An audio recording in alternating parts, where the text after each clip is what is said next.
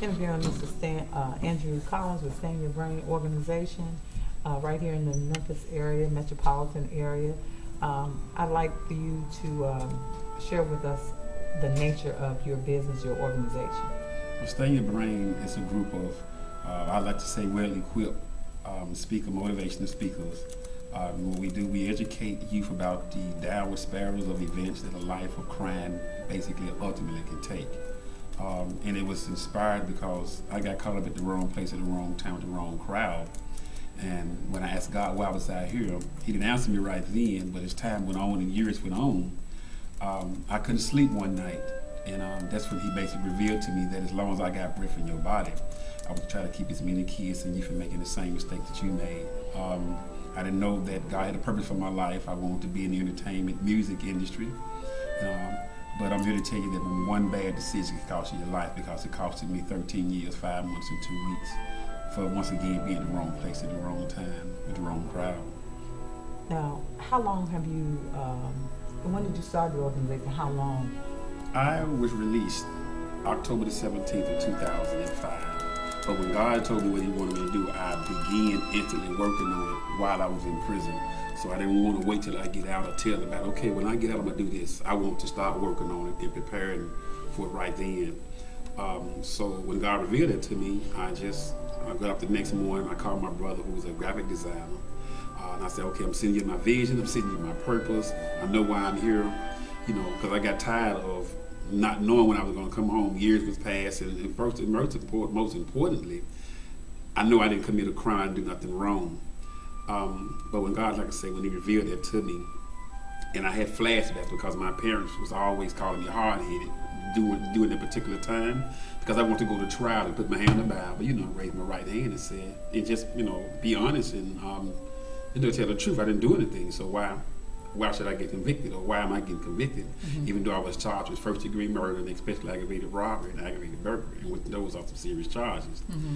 But when my parents hired a lawyer just to try to talk some sense into me, and I'm saying this, I don't know if I might have been digressing a little bit, but I remember like it was yesterday, and it happened in 1990, and I just go there when I tell this story. But when I was in this lawyer's office, and he said, Mr. Collins, your parents love you, you got bulletproof support, you got friends, your own lawyer, which was a public defender at that time, she didn't believe you. But you got to stop saying that you didn't do anything. We know you didn't commit the crime. The other guys, the trigger man admitted that what he did. He admitted that he did it. The other guys said they've never seen you before, because out of the four of us, the only somebody that I knew was my so-called friend. And the only reason why I was in the car with him, because to keep me from going to the studio, well, instead of me going to the studio, when I seen him, it was a shock because he went into service, and I hadn't seen him in so many years. And we got kicked out of Memphis City schools for fighting. So I was happy to see him. So that's why basically, instead of me driving, I rode with him to the studio, which was around the corner from where his girl stayed. And plus I wanted to see her too, which was in the Binghamton area. But back to what I was saying, when the lawyer said, you need to stop saying this. You need to stop saying that you didn't do anything. And I said, Mr. Schott, I didn't do anything. I didn't commit a crime. And he can tell that I was still hostile and just, kind of nervous and scared. I was 21 at the time. He said, Mr. Collins, you need to calm down. We believe you. We know you didn't do this. We got proof that you didn't pull the trigger. They've admitted to this. Well, one guy admitted that he planned this, and you didn't supposed to be there. They never seen you before. But you need to stop saying this, that you didn't do anything, because you did do something. And your problem and your conviction came when you got in the car.